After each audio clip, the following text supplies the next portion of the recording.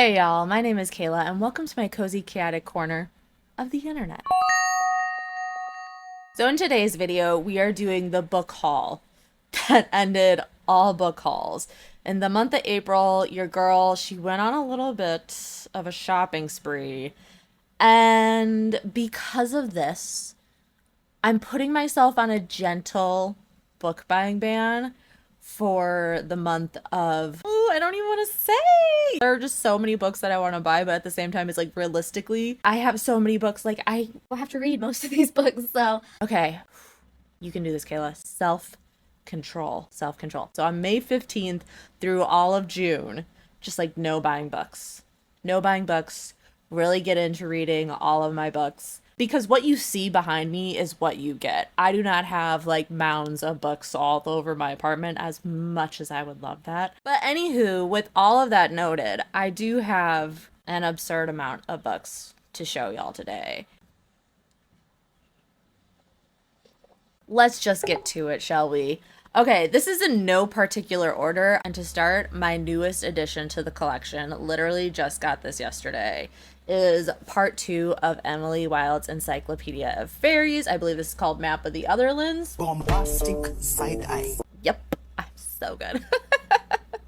The way I am in love with not only Emily Wilde, but Wendell Bambleby. I'm obsessed with them. And I have to note that in a lot of books where there's like two parties involved or multiple parties involved, I usually gravitate towards one specific character. But in this book, at least in the first one, I'm obsessed with both of them and how they're both very different, but so like, oh, I love it so much. I love them so much. And as soon as I finished it, I was like, I need this second one. I need to find out what happens in their story. Like, it easily could have ended at the first book how it did end, but just knowing that there's more, I needed this. And then also these Art Deco covers, and I just love that they're hardbacks, but it's like printed straight on the hardbacks. Something about like these books just give like old-timey vibes. The only thing that would make these books better is if they were actual cloth and like embossed and stamped and like some gold foiling. That's the only thing that would make these better. Actually, you know what would also make it better? If these versions had the, I believe they're called deckled pages. You know, the best example I can give is the How Series of Unfortunate Event had the little varying pages. Oh my god, I love those pages so much, and I just think like the style of pages in these books would just be okay. Next we have The Girls Are All So Nice Here by Lori Elizabeth Flynn. To be quite frank, I don't really know what this book is about. I was just watching a video by Haley Hughes and she mentioned the book. I don't even know if she necessarily recommended the book. She just mentioned it and I was like, huh, interesting, and I added it to my list. We'll see if it's any good. I feel like she may have recommended it. If not, we'll find out if Kayla likes it.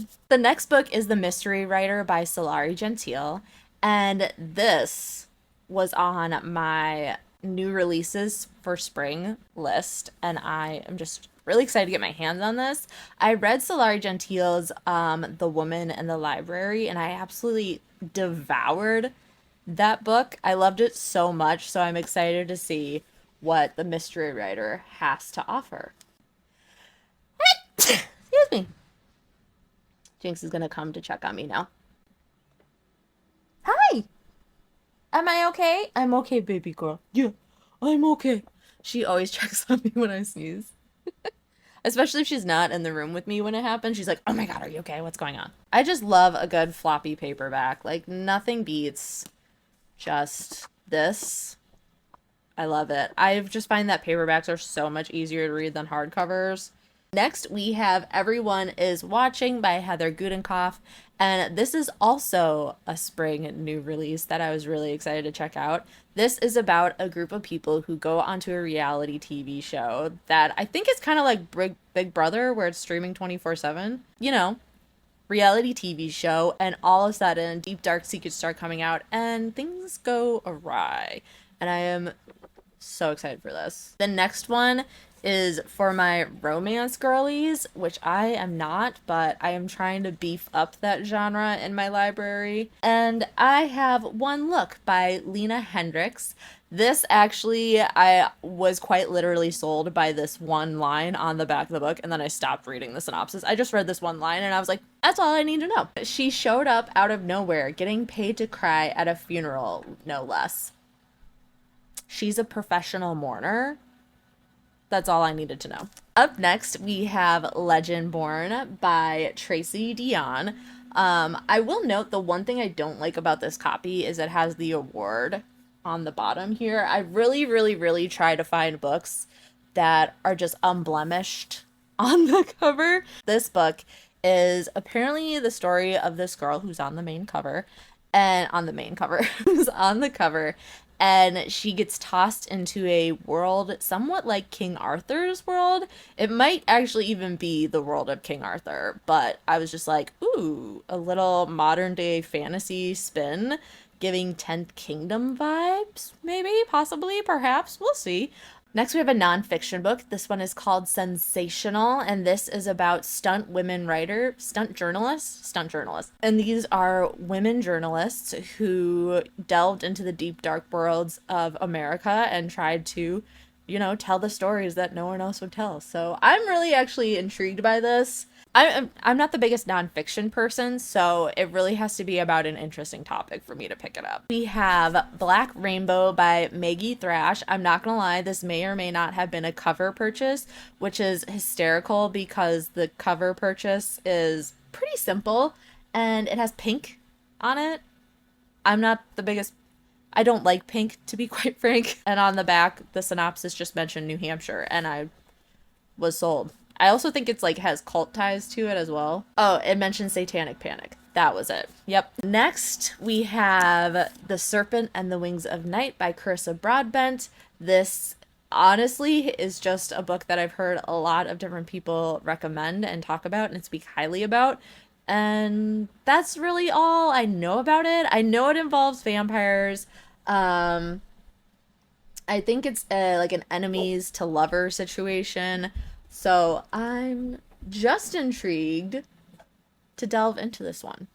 Next, we have My Sister the Serial Killer, and this is a story about two sisters. One works as a nurse at a hospital, and the other is a popular social media influencer. And the social media influencer has a tendency to off the men in her life that do her wrong, and we see the dynamic shift between these two sisters and how they interact because of their very differing lives. Next, we have A House with Good Bones by T. King Fisher. This was actually a book that was in one of Jordaline's videos, and I remember her feeling so about the book. The concept of the story sounded interesting. So it's about a mother-daughter dynamic where the mom and daughter are very hippie, very liberal. The mother in the mother-daughter duo, her mother was very conservative, I believe very religious. It's based in the South, so you just think Southern Belle type. And the grandmother passes away. However, after she passes away, mom starts to be a little more buttoned up, starts to be a little more conservative, starts to act very different than how she is. And so this is the tale of that dynamic shift and what's really going on behind closed doors. Next up, we have Six of Crows by Leigh Bardugo. Apparently this is a phenomenal read. It's about, okay, you know what sold me about this book? I didn't need a synopsis. I didn't need anything. What sold me on this book is that pretty much the entire cast of characters are all morally gray characters. And I love a morally gray person. I love an unreliable narrator. So I just heard morally gray and I was like, sold. I purchased the April Evernight box. And Evernight is the horror box for Illumicrate. And all it is the book. You don't get all the knickknacks and everything. It's just the book. And April's book was Murder Road by Simone St. James. Now, I'm not necessarily mad about the book itself. Although I have read a book by Simone St. James, and I'm not gonna lie, I loved the book up until like the twist, and then I was like, this is dumb. But we're still gonna give Murder Road a chance. The only thing I don't like about this book is this cover and art style is the epitome of everything I despise in covers, to be quite frank. I'm not the biggest fan of bright neon colors. I'm not the biggest fan of cartoony covers. I literally opened this and I was so upset. Especially when you compare it to the January book, which was The Invocations, and that book was stunning. Oh my god, I was obsessed with that book. That book is what was like, oh, I should subscribe to Evernight. And so getting this one, I was just like,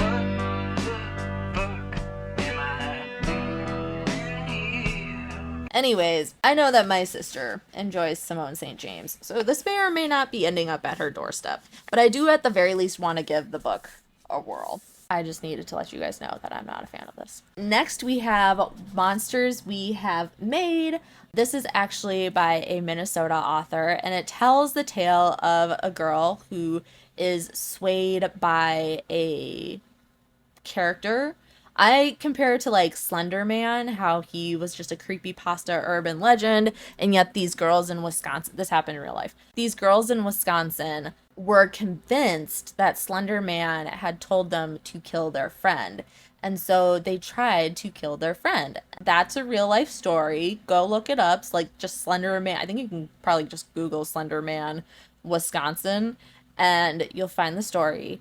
And so when I was reading the synopsis of Monsters We Have Made, it really reminded me of that tale. So I'm going to quick read the synopsis for you. 13 years ago, Sylvia Gray's young daughter, Faye, attacked her babysitter in order to impress the Kingman, a monster she and her best friend had encountered on the internet. When the now 23-year-old Faye goes missing, leaving her toddler behind, Sylvia launches a search that propels her back into the past and back into the Kingman's orbit. Just that portion alone, I was like, ooh, Slender Man vibes. And I was really intrigued. Next, we have Paris the Memoir, another nonfiction book. I have heard nothing but amazing things about this book. And honestly, after watching the documentary, This Is Paris, I was just like, she has lived this life that like none of us could have possibly even pretended to imagine. And so I am very intrigued what this book is going to delve into. I think just she has such a fascinating story, and I really just want to read about it. And again, I've heard nothing but great things about this book. We have The Royal Art of Poison. The story of poison is the story of power. For centuries, royal families have feared the gut-roiling, vomit-inducing agony of a little something added to their food or wine by rivals to their station. To avoid poison, they depended on tasters, unicorn horns, and antidotes tested on condemned prisoners. Servants licked the royal family spoons, tried on their underpants, and tested their chamber pots. Ironically, royals terrified of poison were unknowingly poisoning themselves daily with their cosmetics, medications, and filthy living conditions. Women wore makeup made with mercury and lead. Men rubbed turds on their bald spots. Physicians prescribed mercury enemas, arsenic skin creams, drinks of lead filings, and potions made of human fat and skull fresh from the executioner. The most gorgeous palaces were little better than filthy latrines. I'm fascinated by this. Also, another nonfiction book. Kayla's really like stockpiling nonfiction, apparently. Okay, next we have a little bit of sci-fi. This is All Systems Red, part of the Murderbot Diaries by Martha Wells. I have heard so many people recommend this book. And they're short little shorties. So I am very intrigued to delve into this. And from what I understand, first and foremost, you'll look at these covers and you're like, ooh, very serious sci-fi stuff. Apparently it's very comical, if I remember correctly. So I'm really intrigued to delve into the Murderbot Diaries and see what this world is all about. I don't know why, but like little short books like this, I love when they're hardcovers. I know I'm typically a paperback girl, but I just really love like short little hardcovers. I don't know, something about them. They just seem like tiny little journals. On to the next one. So the next book we have is Sailor Moon Volume 2. This is the Pretty Guardians Eternal Edition. This one actually is supposed to be like holographic, and it is slightly, but it is definitely not as holographic compared to Volume 1. Volume 1's too far away. So that's like a little bit of a bummer, but I did want to get like the big, tall version because that's what I have for Volume 1. Just nostalgia, nostalgia, nostalgia with Sailor Moon. I've noted it before in a previous video, but I grew up watching Sailor Moon, the anime, watching the movies, playing the card game, pretending to play Sailor Moon with my friends in the backyard. I was Sailor Venus. But yeah, I just have never delved into the actual manga, so I'm very excited to continue on with this series. Next, we have Hot Berry Punch, and I'm not gonna lie, y'all, the initial thing that drew me to this book was the cover itself. But the story is actually about a woman who grew up in the Wild Wild West. So for a very long time, she never, is intimate with anyone. And the first time she is, she unfortunately becomes a beguiler. And a beguiler is comparable to a vampire. And so this is the story of her life, of trying to live with this new thirst that she has. So up next we have Snow Globe. I don't have the Dust Jacket currently because I'm actually actively reading Snow Globe. It's a dystopian duology written by So Young Park. This is actually a translation. So this is from Korea. The author's from Korea. It was written in Korean, and this is translated to English. So the story of this book is that the world, planet Earth, is now in a horrific ice age, and the temperatures are always like below -50 Fahrenheit. Just complete frozen tundra, absolutely abysmal living conditions. However, on the planet, there is what is called the snow globe, which is like the one perfect place you can live. It's like climate controlled, but obviously not everyone can live there, only the best of the best. But however, most people who do live in the snow globe are part of like this almost Truman Show-esque world where everyone who lives outside of the snow globe, their one relief to these harsh conditions as the TV shows, just TV in general. And so the people in the snow globe are that entertainment for everyone else. Okay, our next book is called Tress of the Emerald Sea by Brandon Sanderson. All I know really about this book is that it is recommended. It was in, I believe, the 2024 wrap up by Darling Desi, and I believe it was actually her partner Jared who recommended Trust the Emerald Sea. And the description he gave of it was giving like Terry Pratchett, Neil Gaiman vibes, and I was like, okay, I can mess around with that. Never heard of Brandon Sanderson before, but apparently he's like a huge name in the fantasy realm. I've heard many people actually recommend this book. I'm just noting that Darling Desi was where I actually heard of this book. Okay, next we have Terms and Conditions by Lauren Asher. This is a fake dating trope, fake marriage trope, I should say. This is about a man who is set to inherit a portion of his grandfather's estate. However, he can't receive the estate unless he gets married. So, to circumvent this situation, he ends up marrying his assistant, and it's obviously just a marriage of convenience. Not necessarily that they actually have any sort of relationship aside from employer-employee, which that's a questionable life choice to begin with. Apparently, things start to go more towards the romance side the longer they actually spend time together. So that's what this book is about. And again, we're just beefing up the romance section of Kayla's shelves. Next, we have The Last Mrs. Parrish, and this is, I believe, actually the UK cover. I found this one on Pango Books.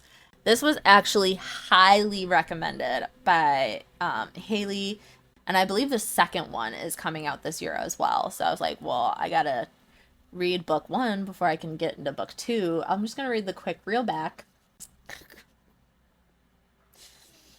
We're just gonna leave that in. Amber Patterson is tired of being a nobody, an invisible woman who melts in the background. She deserves more. She deserves a life of wealth, luxury, and leisure. Daphne Parrish is the golden girl of Bishop's Harbor, Connecticut. With her model looks, her picture perfect mansion, and her millionaire husband Jackson, she has everything Amber wants. Amber's MB could eat her alive if she didn't have a plan. Before long, she has become Daphne's closest friend and is catching the eye of Jackson. But a skeleton from her past could destroy everything, and if discovered, Amber's well-laid plan may end in disaster. The next book I picked up was another Pango Books find. Is You by Carolyn Kemps. And this is the You that is the Netflix TV show. And I loved season 1. Don't know how I feel about the other seasons, but I loved season 1. And this book, I believe, follows season 1. I was so excited to find this book cover, and not only was I so excited to find this book cover, but I was so excited to find this book cover at the price I found this book cover. Oh my God. I honestly had no real intention of reading this book, but I just remember really enjoying the first season, and I was like, well, if the book is even just a smidge like the first season, this is gonna be fun. Okay, next we have Everything the Darkness Eats. All I really know is this is a horror book, and I absolutely loved the cover. Oh my God, I just want every book to be this gorgeous and simple. That just slight shiny black on the matte black. How can you go wrong? Next is a purchase solely because I was bullied into being told by a friend that of all the Sarah J. Maas books out there, I have to read A Court of Thorns and Roses. And to be quite frank, I had zero intention of delving into the realm of Sarah J. Maas. I have watched so many videos about these books. I have heard so many different critiques and reviews and ravings about this book. And even the 5-star, oh my God, these are amazing. Nothing about this really seems up my alley. Who knows? Who knows? But my friend just keeps telling me I really have to give this a whirl. So I'm going to give this a whirl.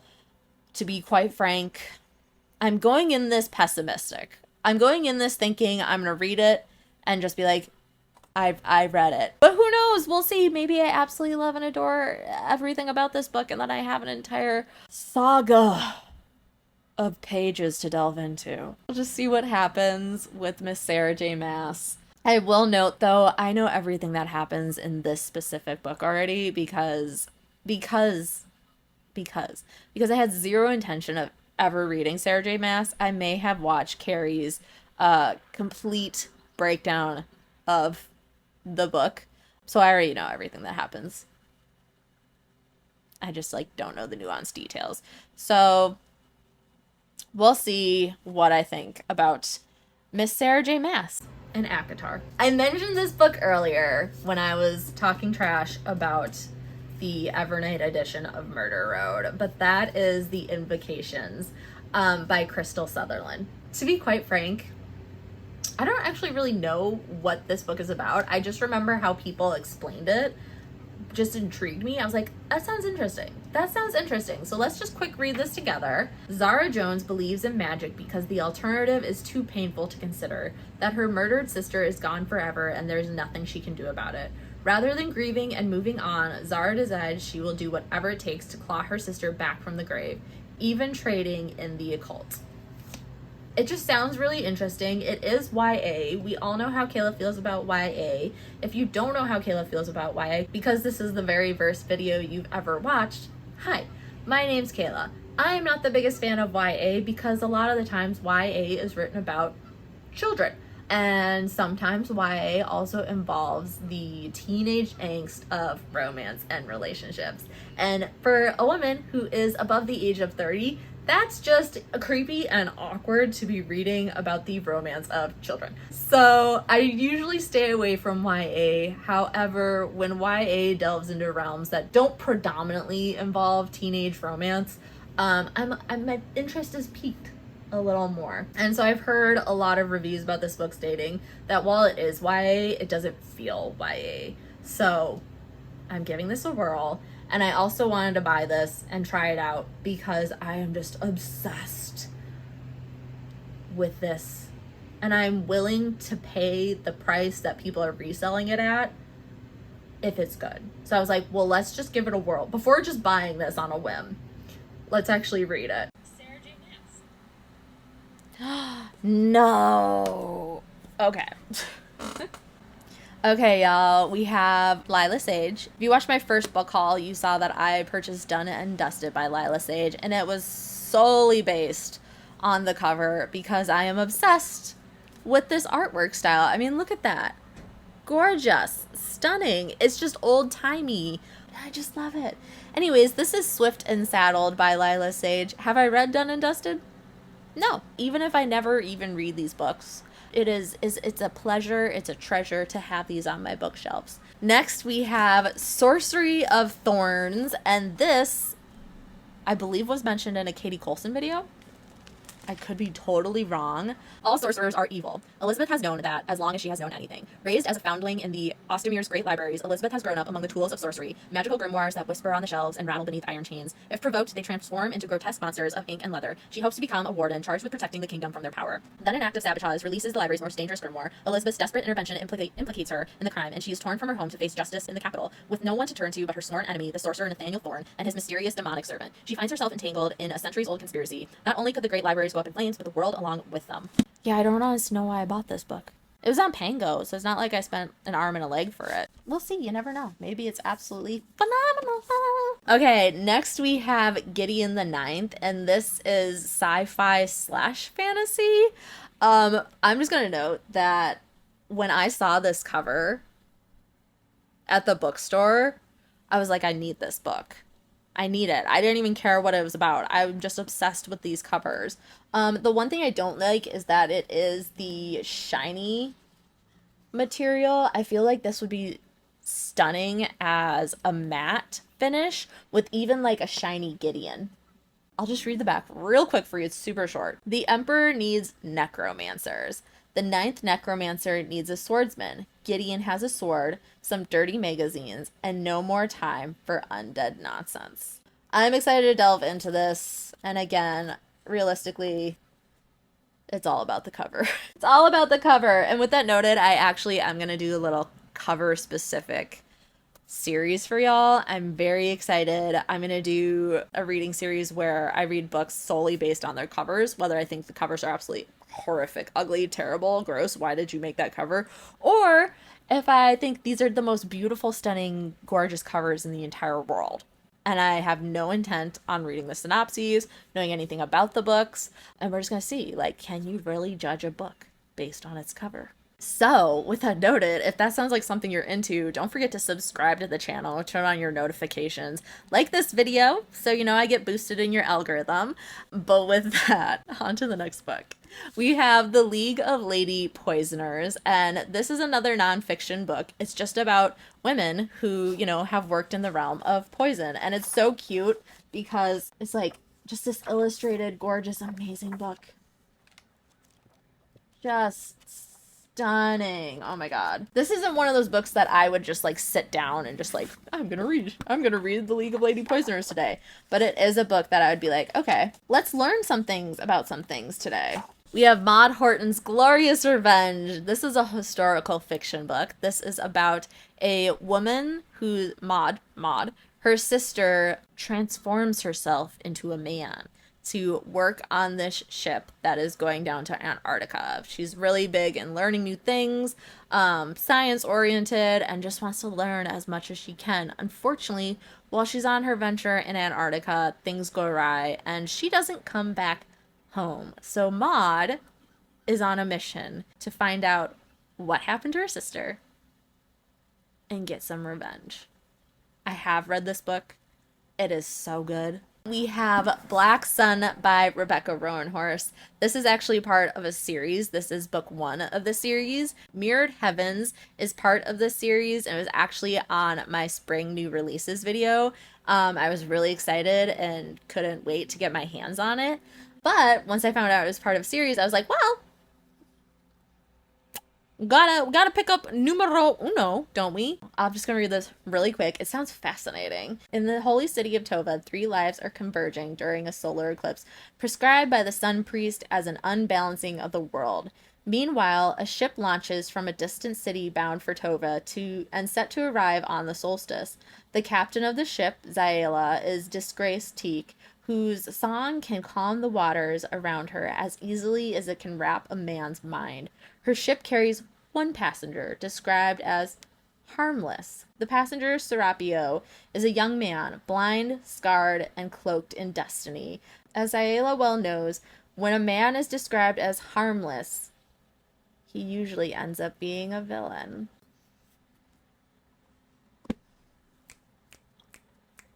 I can't wait. I can't wait. Okay, y'all, I actually have one more, potentially two more books arriving today, so I will see y'all in a little bit.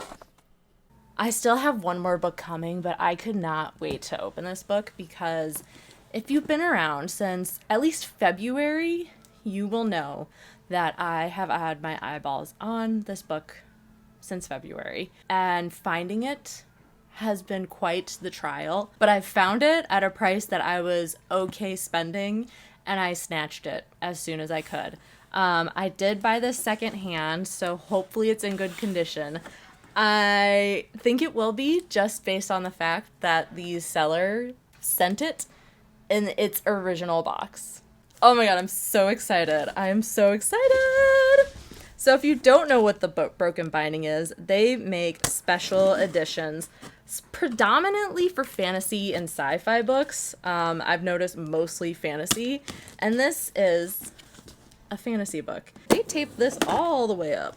I know it wasn't even this taped up originally because I have received a Broken Bindings box before. Holy smokes! Look at this! This is a lot of bubble wrap. I will note I did buy this on Mercari, and the seller had a lot of great, like, special editions. Oh, it's everything I wanted! I could not wait to open this book. If you guys have been following me, finding the Broken Bindings edition of God Killer has been such a struggle for me. And the main reason I knew I had to get this one is because I may have purchased Sunbringer. Pretty much as soon as I finished reading God Killer in February, I was like, I need the second one ASAP. It was released at the end of February in the UK, and this Broken Bindings edition is from the UK. So I actually got this one before Sunbringer was even released in the US. And I think the US edition released like 2 to 3 weeks later, but the US only sells it in paperback. And I just, as much as I'm a paperback girly, I needed these editions because they're stunning. I don't even care about the sprayed edges. Look at these maps. The cover, I love a foiled cover, like a hard cover like this that's foiled. I just think there's something so elegantly simple about the Broken Bindings edition. But here's God Killer in all of her glory. Black sprayed edges. I also just love this cover the most. Just browsing around Target, and I saw this cover and I was like, that is a gorgeous, I just want like this artwork framed. Like this artwork, I just want it framed. It is stunning. Oh my god, I love it so much. It is such a good book. And honestly, God Killer is so good that I haven't even started Sunbringer yet because I don't want it to be ruined. And I'm not saying Sunbringer is gonna be bad, but God Killer was just so good. That's all I needed. It's stunning. Oh my god. Oh my god. I'm like so excited to have this in my collection now. I'm not a big like limited special edition girly when it comes to books. I'm very basic and simple. We all know I love just a plain old paperback. But I just know that this series is going to be something special. Oh, I'm so excited to have God Killer in my collection. This just makes me so happy. I have my final book. This is actually a pre-order, and it just so happened to arrive today. And that is Can't Spell Treason Without T. I just have been wanting more cozy reads, whether it's fantasy or sci-fi. If you guys have any cozy sci-fi recommendations for me, please let me know. Just like let me know. Give me a little FYI.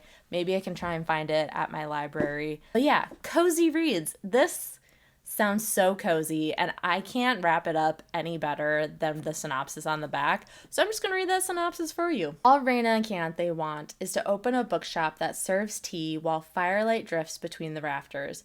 But Reina works as one of the queen's private guards, and Canthe is the most powerful mage in existence. Leaving their lives isn't so easy. But after an assassin takes Reina hostage, she decides she's thoroughly done risking her life for a self-centered queen.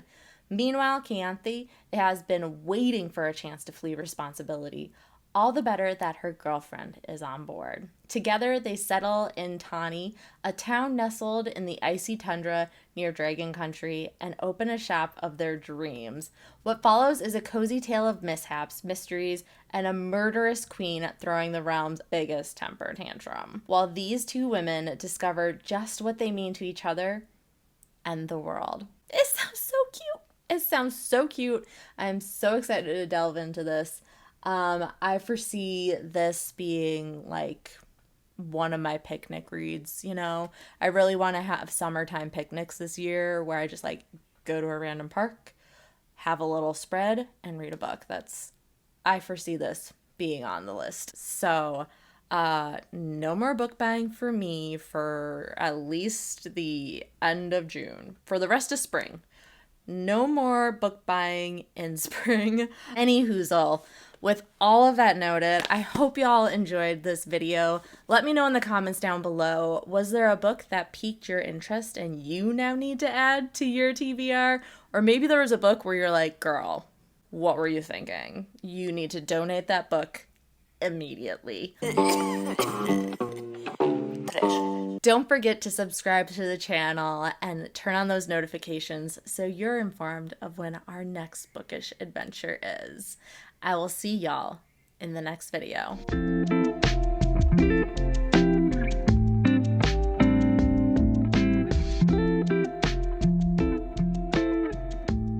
Bye!